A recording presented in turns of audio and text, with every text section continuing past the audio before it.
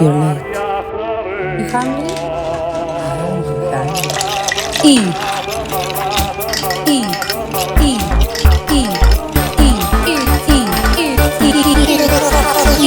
Don't talk with your mouth full. You want a napkin? Wipe your face. Don't talk with your mouth full, please. Don't call me late for dinner. Fabulous. Oh, I'm so excited. On my way here, I had to go to the BWS, or to the bottle shop, and my Uber driver had to park across the road. So then he came to find me instead of waiting in the car because he parked like up the street, and he kept being like, "Hey, I'm here," and I was just like, because I just don't talk to strange men on the street, and I was like, "Who's that?" He's like, "No, it's me." Did you make this to Lily? Yes. Eljana haven't sponsored me, so I definitely can't say that I got it from them. You know what I mean? And if you had, that would remain a secret, and we definitely wouldn't tell you. Absolutely. I mean, unless they want to sponsor me, Eljana. .com. It's good, no? Mm-hmm. I'm excited. Eljana chicken. Eljana. It is actually really good though. It is very good, isn't it? Yeah, a little bit dry. Do you eat to live or live to eat? That's a great question. I love food. I love cooking. I love sitting down for a meal. This is like one of life's greatest joys. But if I just sat here and drank wine and you ate and I didn't remember to eat because I was talking too much, that's also fun. So I know something like I'm like, oh, I really want this thing. I'm the kind of person who fantasizes about beans on toast because it brings me comfort. Oh, okay. And it's how it makes me feel. Whereas like if I went to a restaurant, they're like, oh, it's French onion soup with like truffle oil or whatever, but I was in shit company, I'd be like, fuck that. I gotta go. Sorry. Okay, so long story short, you're not a cook, are you? No. Well, no. Very good at making chicken schnitzel. Oh, that's your thing. That's my thing. That's very Aussie of ya. Well, yeah, you know, we have no culture in this country. So. I mean, what is your cultural background? So my dad was born in Mauritius. We didn't spend time together. It was me and my mum only. So yes, my culture is Australia because she's white. So, you know, he came all the way from Mauritius and she came from regional New South Wales. Very exotic. Do people tell you all the time that you are racially ambiguous? The man in the Uber was like, this guy, I swear, I was with him for 45 minutes. Wasn't he a brown man? Sri Lankan. And asking me, what's your background? I was like, bless. Well, because we got talking about where he went to someone's wedding because I was saying because I'm from Canberra. And then he said, I went to we're talking about the weather. This man didn't stop talking. I was going, That's coming from you. I know. Anyway, he asked me what my background was. And I was like, oh yeah, my dad was from Mauritius. And he was like, I was going to say you look Mauritian. No, you weren't, David, grow up. It's such a bloke. It's like, oh, I've got to be right. He also told me a story about a drunk woman in his car. He's like, and I could have taken advantage, but I didn't. And I was like, again, shut up. That's, it's a lie. Either you couldn't have taken advantage or you did and you're lying to yourself. Like, pick one because it's definitely not. Why are you telling me a story about a drunk girl in your car who was like crying and hugging you? If it's like, to what end, sir? I don't understand. Okay, what did you do to make this man open up to Literally you so not one thing. I got in the car. Oh, you know what it is? It's my fucking name. It's April, the month. And immediately they see my name and they start talking. Wait, are we in April right now? Are we? I don't know. Yes, apparently. Oh, so he said, it's your birthday. He goes, it's your month. And I'm like, yep, all 30 days. Like I've never heard that before in my 40 years of life. Yeah. Brand new. People who say, oh, I'll remember that because my birthday's in April. And I was like, well, it's going to be hard for me to remember because I wasn't born in Timothy. Like what? I'm happy that you'll remember me. I was trying to forget you. I was actually going to ask you, like, were you actually born in the month of April? No, February, which is much harder to spell. I mean, that would have been... I'm a Pisces. Does that not show? Sure. Immediately? Listen, I'm a bad queen. I'm a bad queen when it comes to astrology. Listen, I've seen you in action. You're not a bad queen. You're a great, yeah. What do you mean? Prima. What do you mean? What do I mean? You know what I mean. I don't know. I felt like Listen, I've had 7 to prove sips of my wine. fucking queerness to the world. You have had to? Yeah. Oh, yeah. God, don't you same. feel the same? Yes. It's like if all you're the time. straight passing, Or even if you're just like a little bit femme. Like I remember people say to me, but you're a Kimmy K wannabe, surely you're not queer. Also, I got a big ass and I'm hot. Does that make me a Kimmy K wannabe? Or does that make her a me wannabe? She wanna be me. Like, I'm older than her anyway, aren't I? So I'm like, she's got to be me. I don't know, I'm 40. How old is she? Let's look it up. Same, 40-ish. Oh, well, 40 irrelevant. 20. Huh? I can't wait to be 40.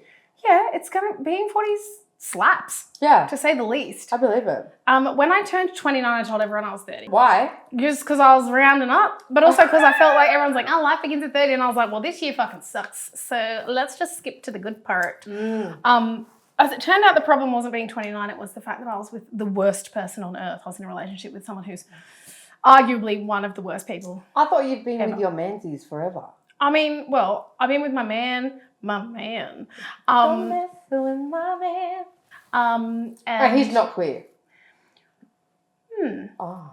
Like, it doesn't always have to be about public displays. And I think that's what we were saying, just what you were saying before about having to, like, be really demonstrative or prove that you're queer. It's like, queerness is about who you are, not what you do. Or who you look do. like.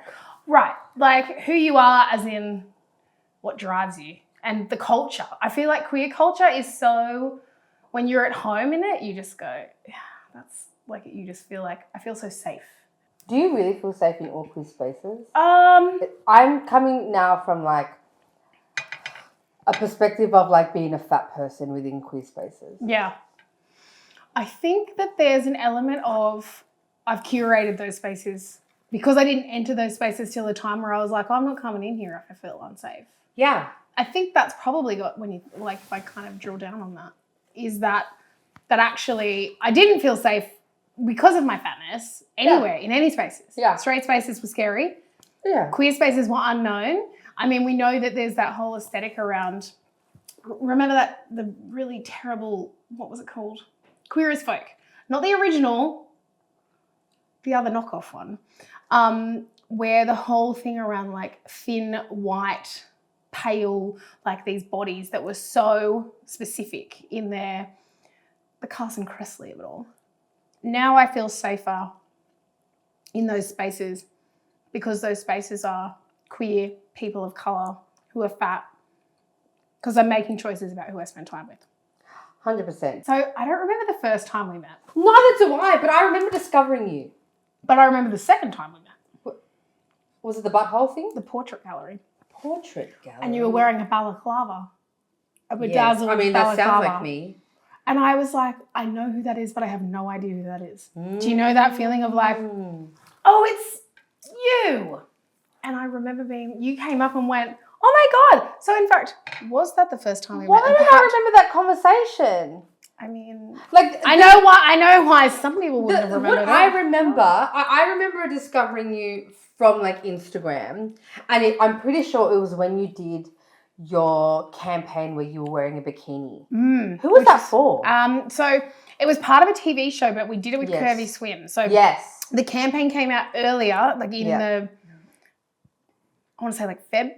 Like we shot it in Jan. I want to say it came out like Feb, March. Yeah. The TV show was in August, and it was about, they wanted to do vox pops about what people thought about a billboard with a fat chick on it. And it was one of multiple different stories from a 3-part series. It was like about people who are elderly, people with disabilities, and then people who are fat. Yeah. Those aren't the words that they used, of course. Because they used curvy. What does it know? What does Australia think about the O word? One last time. The man that Ubered me here. We should have brought him along. David, come in. I mean, he's a caterer. We could have perhaps got him to cook out. I know. Well, I didn't know until it was too late. I know, that's fine. He's shorter than me, and he commented, he's like, you've got heels on. I was like, I mean, not really. Yeah. They're not. Like, they're not. How observant. Odd. I'm like, I look hot. Get over it. And he was like, oh, you're tall anyway.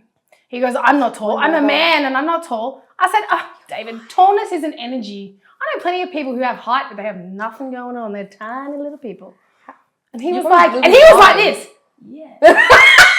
Sometimes I'm like, I want to knock myself the fuck out when I hear myself saying like, like somebody. Why? I was at personal training the other night, and one of the other people in my session having a bad day. And she said something and I responded with, but you know, you've gotten through every day before this. I wanted to knock myself the fuck out. That's such a boomer thing to say. I hated myself I was like, I'm so sorry. I mean, we all do that. But I was trying to be like, because she was visibly upset. And I was like, no, you got this. Come on, you've survived every day up until now. And it just wasn't really the right choice to say that really cheesy thing. And do you often have those moments, or are they really rare where you go, oh, I wish I didn't say that thing? No, mostly I say them because I'm being really actively like trying to coach someone out of a bad time. Yeah. So I'm very intentional with my like, come on, you've got this. Or, you know, conversations with friends, I'm like, you know, when do you be motivational and when do you just say, fuck them anyway. Fuck them if they don't like it. Talking about things that like you kind of regret saying. Everything. Listen, when I researched you, there are so many articles about you, Miss Queen Canberra, Queen Goulburn. And you have spoken a lot about body positivity, which then turned into body acceptance and advocating for fat bodies. Yeah. But there was one article, like I think it was from the Daily Mail that you did, where you spoke about your weight loss journey. And I was wearing a green dress and they were using the photos from my maternity. They used 17, I counted, they used 17 photos of you and it was the transformational shots. It was the before and after. Yeah. I have so many questions to ask about that. Firstly, the before and after, did they source the photos themselves or did you give them to them? It would have been from my Instagram. Sure. And there was a title of one of the articles where it said like, my friend said, I'm worried you're going to die. Are you still friends with this person? Nah. Thank you. Thank goodness. Literally dead to me. Oh, thank God. Because when people say to me like, how do I go about being accepting of my body? Mind your fucking business. Well, sure. But the first tip I give is get rid of your shit friends. Because I had a friend who used to say to me, when we're out kicking, having a good time, say to me, don't you feel like the ugly duckling of the group? And then it strikes you like a lightning bolt. You're like, that's not what a friend would say. No, it's like, I feel hot as fuck today, actually. And you've gone and said that to me as we're out having a good time. And obviously I realized that wasn't a friend. This person feels the same. That's why I was like, are you still friends with this person? No. So have they apologized? We had been friends when this conversation happened. I think we'd probably been friends for about 10 years, maybe longer. And that was that's what started me in the like very focused on weight loss, very focused on, I like clothes, I like fashion, I like makeup, always have. So I always cared about looks, but I always felt that it wasn't for me. It was for me to look at. It wasn't for me to do, it was for me to see. Yeah. And that kind of the voyeuristic element of fashion. And I think there's so much to kind of, when you sidestep into those different conversations about sexuality and gender and queerness and what is for you and what is not for you and what you feel welcomed into or not welcomed into. So I was friends with this person from kind of being in my 20s up until I had my child. So that's going back, 8-ish, 9-ish years. And she was there at his birth. That's how close we were. But, at the end of the day, she was someone who cared a lot about her body and how she looked and was very much entrenched in, and lived with the privilege of the slim, white, Eurocentric ideal. So, I remember saying to her, when I get married, I was engaged before I met my husband and we got engaged and then got married. I was engaged to somebody else. And my goal was, I'm going to get engaged to this person and then I'm going to lose enough weight that I can fit into your wedding dress. And so she was 5'7" and probably, I don't know, a size 6, 8. And I had told my 5'10" black ass that I was gonna, why would I do that? But it was a real goal that I had. And she was like, yeah, you are. And these conversations about worrying about my health, it's like, no, you just don't like being seen with me. Like, you think that I'm embarrassing. Yeah. And the fact that I have a better personality than you has escaped you, obviously. Or perhaps it hasn't, and that's the problem. She used to often say that she would swap heads with me. Shut up. I'm like, so you know that I'm beautiful, but you don't like that I'm fat. Yeah, like when people say, oh, you have such a beautiful face. Oh, I should have had that tattooed on me because the amount of times I had it said to me, if I had $1 for every time, well, we wouldn't be waiting for El Jenna to sponsor us. Yeah. Were you an influencer at this stage where you were still friends? I launched the whole Bodzilla situation 2020. We hadn't spoken at least in 12 months. I think, in fact, being away from her helped me. Freed you, baby. Yeah. And so even though, like those articles, yeah, if you Google me, don't Google yourself though. I'll Google you and you Google me and we'll safeguard each other from whatever's on the internet because that place is a mess. But like they say, don't read the comments. I'm not embarrassed and I don't regret it and I don't hold ill will towards my past self for saying those things because it felt true at the time. Yes. I was living my truth. But that's growth, babe. I have people come into my message requests, not my DMs. I just leave them in the requests. I'm like, you can fuck off. Being like, you failed at weight loss surgery and you just talk about being body positive now because you're still fat. And I'm like, could you miss the point any harder? I have been working hard for a really long time to be like not only okay with, but like good with me. And it took me 30 years to learn it. It's not going to take a week to unlearn it. 100%. Yeah. You have to actively be like, but does it matter? But does it matter? Yeah. I feel like I look ugly. Does that matter? What is ugly? What is pretty? What is, shut up. I love that doesn't matter because I know there's definitely times that I'm like, oh, I feel like crap. Yeah. I need to fix it and I get into fixing mode. Yeah. And I feel like I experience that now more with the rise of Ozempic, heroin chic is in. We see Lizzo, Remy, Shaw, Rebel Wilson all losing weight. And I'm going to be real, girl. Sometimes I have these moments where I'm like, what are they doing? Because I need to do that. And I'm trying to feel comfortable in this. And sometimes I feel hot. And then when I see my icons lose weight, I'm like, oh, shit, am I supposed to do the same? Yeah. Do you ever ask yourself, am I supposed to do the same? Or do you feel like you've passed that? And like you said, you do the whole, it doesn't matter. Doesn't matter. I feel like it sounds arrogant to say Lizzo getting smaller didn't hurt my feelings. I was like, she's young. She's younger than me. She's young. It's really hard. And I have this many followers. And the people in my real life are great to me because people who are shit get cut these days because I know what I'm looking for. When I get that feeling, I'm like, oh, I feel not enough around you. I'm like, you know what? I'll call you. I cut people so easily. Blocked. It's like a problem. It's not though. People expect you to maintain relationships with others because of how that might make them feel. But what about how I feel? And also sometimes it's not you can't be like, and then they said this and it made me, sometimes you're like, the vibe is not vibing. Why are you going to waste time? The planet's going to literally explode. What are you going to wait hanging out with some chick you like kind of because she's friends with your friend? Fuck off. No. No. I don't want my kid to grow up feeling obliged to spend time with people he doesn't like, and I ain't doing it. So you don't feel like you do that at influencer events? Oh no, that's work. And I abide a silent code of conduct, which is civility and tolerance because I was invited here and you were invited here. I'm being hosted by someone. Do I respect that person? Yeah.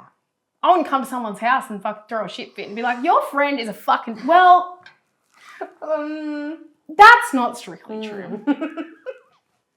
Would I potentially throw down with somebody's friend in their house because that person was a fuckwit? Yeah, but only if I could be like, you're being a fuckwit. Yeah. The vibe's off, I leave. Or I get pissed and hide in the corner. Look, I'm known, and I have a vague recollection of, clearing a nightclub table of drinks and then pushing a table over. I don't know. Why? Probably just being dramatic, saw it in a film. Who knows? Yeah. being a dick, probably. Yeah, I was yeah. 27 probably and just being an absolute twat. Growth is knowing that I was being a twat, not being mad at myself about it and being like, I won't do that again. I'm an extremely angry and volatile person. Extremely angry and volatile. But also I'm just kind of here to have a good time. So like, don't piss me off, but also like, YOLO, let's have a drink. So just like either ends of the spectrum. Oh yeah, like I am nuts. I can be like that as well. Yeah. See, as a bad queer, you don't. But I'm like, what? What are you, like a Gemini? No, I'm a Virgo. I don't get along with Geminis. That I know. Intrigue. Because you're really pragmatic. I'm too sensitive to being pragmatic someone who's two-faced. and sensitive. Well, no, people who are Geminis also, I sometimes think those are those people who you see being like professional self and then personal self, and you think, you know how you know someone, you think, like you work with someone and they act all whatever, and then you go to a Christmas party and you're like, who are what you? the fuck is that? Geminis. Yeah. Oh, yeah. And I don't like that. What, you're like I've been lied unpredictable. to. Yeah. I see, and that's where I'm like, I don't want people who everyone talks about authenticity online, right? Stop it. The way they talk about feminine and masculine energy. Oh, anyway. no, stop it. I can't. I respect that other people have beliefs, right? The whole thing about feminine and masculine to me is like Christianity or any other made up religion, whatever. Like, go off, I guess. Yeah. I can't get around that because I don't agree with it because I personally can't relate to it. My whole life, Man. I was told, you remind me of That's So Raven. And then it wasn't until my 20s after Aussie Idol that I was told, you're a Jessica Mauboy. I mean, both gorgeous people. Those two are not the same. But I'm not that, and I'm the closest to it. On top of that, mind you, an old friend of mine, wrote a show, whacked it on Netflix, and made my character a black woman. I ain't black. But because I'm culturally ambiguous and mixed race, when people are confronted with mixed race brown women, they don't know what to do. They go, how do I portray this person? She's a black woman. She's a loud sidekick. She's a loud sidekick. Yes. Funny, fat one. Oh. And as someone who I still experience this discomfort of saying that I'm black. Am I black? Am I brown? I mean... Because you've been forced to assimilate, babe, and because you're mixed race, and mixed race never know where they sit. No. Because racism exists even within black and brown communities. Right. I am told consistently about the privilege that I have because I'm white passing. Yeah. And I'm aware of that. But honey, I don't need to be told. I already advocate so much and fucking uproar, scream when I see bullshit. Yeah. That I don't need to be reminded of this. Yeah. But it's just, it's so jarring. I don't know if you ever cop it or if people expect more of you because you are black. Oh. Mixed race or not. In black spaces, I am white. In white spaces, I am black. 100%. Yep. In brown queer spaces. What are you, baby? You exotic as fuck? Oh, hey, girl. Yeah. This. And I'm just kind of like, I simply am. Yeah. And I think that lack of belonging is why so many of us in the fat community see each other and be like, right, because we might not always have skin color in common, but fatness is a universal experience, right? Those layers that get added on when you go from being a white person to a black or a brown person or a person of Middle Eastern descent or a person with a funny sounding name. That experience of people leaning away from you on public transport or making a face when you buy something at a cafe or whatever that transcends almost everything. And so I think what I said earlier and that you were like, let's kind of unpack that about safeness in queer spaces is actually understanding that we're all feeling kind of unsafe, so let's be unsafe together. It doesn't matter. What does it matter? Does it matter? It doesn't matter. The fact that I am... Easier said than done, girl. It's so easier said than done to say it doesn't matter, I don't give a fuck. And that's very body neutral, dialogue where they're like, Body neutral. it's such bullshit. It's designed by a white thin woman who knows jack shit. I'm so against it. I get so mad. I'm so passionately mad about people who say that they're body neutral. I think they don't understand the body neutral movement. They don't understand how ableist it is, how racist it is, because a skinny white woman who has all the love and privilege in the world said, I'm telling you not to look in the mirror. I'm telling you, don't worry about your body image. We grew up in a world where it's taught us to be obsessed with our image. Don't tell me not to worry. I can't not worry. These are the same people who... How do you shut that up? Their attitude of, but does it matter? It's like, well, yeah, but you don't have anything to worry about. 100%. Because you went to shop number 1 and they were closed for you there, you fucking The second you walked in, you're like, actually, I really like this pair of jeans. Can you get a size for me off the rack? They're like, yeah, babe. And they fit perfectly. You walk out, la, la, la. All right. Whereas, like, we walk into stores and we're like, oh, it says it. And the person at the shop goes like this. Girl, I just got back from Japan. Oh. Where all women's clothing is F. It's titled F. F for fatphobic. Because it's all one size fits all. If it was a guy at the store... Are you serious? Yeah. If it was a guy at the store, he'd come up to me and be like, large size, I have large size. And it would give me a man's oversized t-shirt.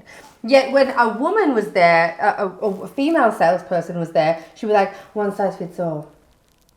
And walk off and not help me. Like, and we still experience this bullshit here. Maybe not as extreme as there, but we experience that here.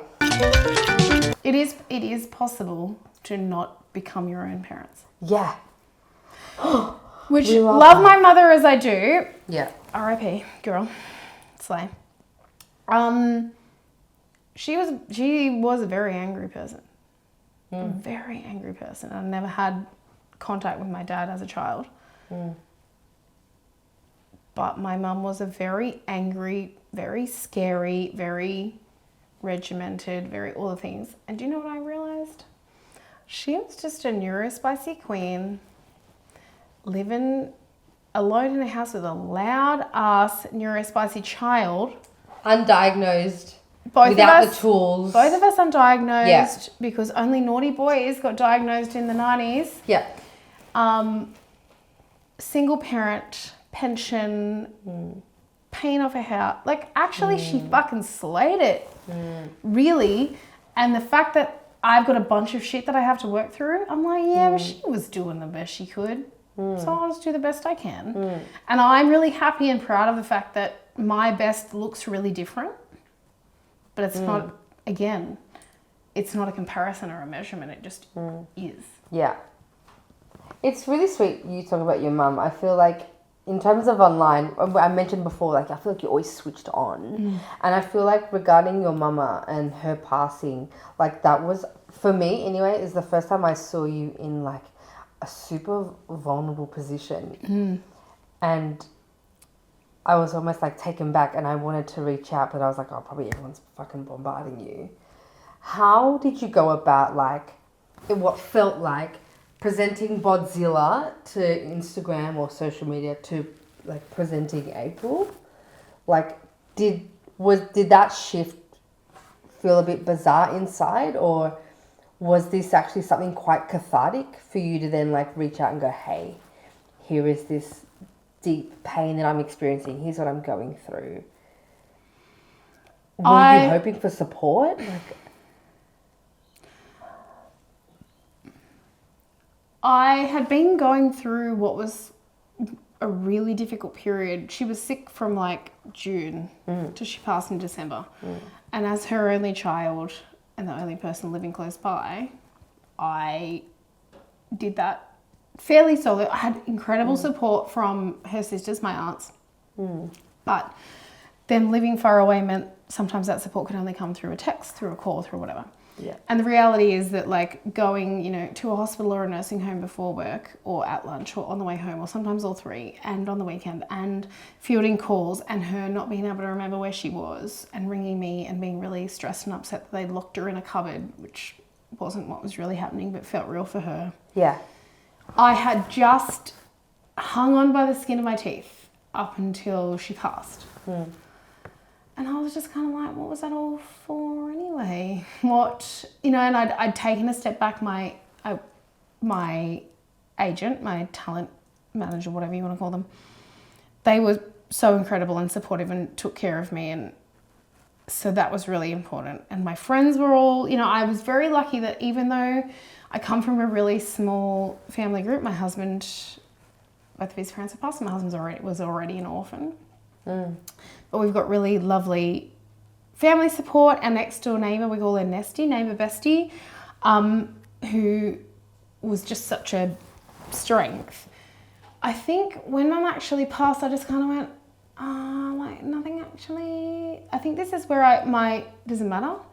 I think that's kind of new, and I think it comes from that. Because I'm like, does it matter though? Does it matter? It doesn't matter. Like, at the end of your life, will it matter? So I think her death gave me incredible clarity for what matters. And I think I was like, well, I care about Instagram in the broad sense that I worked really hard to be able to do what I do, and I care about it, I love it, I want to pursue it. Yeah, I'm just kind of surviving, not thriving right now, but I do want to come back to it. I aspire to do these things. She, before she was sick, had kind of been like, that's so cool. She rarely understood exactly. She didn't know who half the people were. When I'm like, oh, I went to a thing and this person was there. Well, then when I met Tom Cruise, she was like, oh my God, I know who that is. But like, being able to just be like, yeah, so look, my mum died and that is so shit. And people have been so kind. I haven't had one person say anything to me where I was like, oh, I'm not sharing anymore. And I think that's probably about the fact that people, you can really notice the difference between April and Bodzilla. But also that I'm like, if you don't like it, don't look. Because that's what my mother always said growing up. She'd always say that to me. If you don't like it, don't look. You know, like that's always how I think. No, they don't like it, they don't look. Yeah. You know? Does it matter? It really doesn't. Yeah. And I think that perspective has really allowed me space for, I only do what I want to do. I'm here today because you were like, you want to do a thing? I'm like, fuck yeah. Do I want to spend my one wild and precious life eating El Jana? Delicious. And drinking this, whatever I purchased at BWS.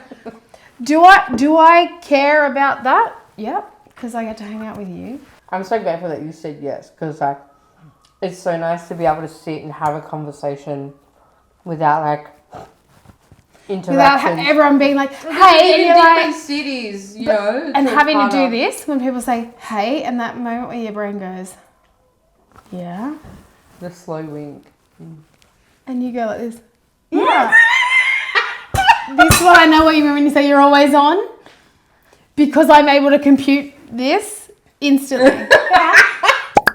People conflate self-care with masturbating. Now don't get me wrong. Masturbating is the best.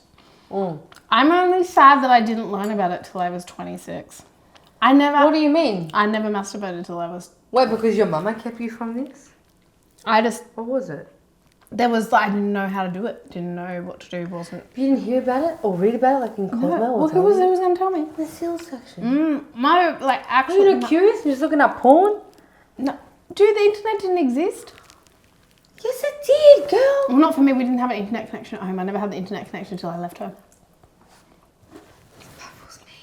I 2005. 2005, my first internet I connection. get so amazed when I hear people like who are the late bloomers when it comes to like pleasure. Don't worry, I'm making up for it. I'm glad. I'm really happy to hear it.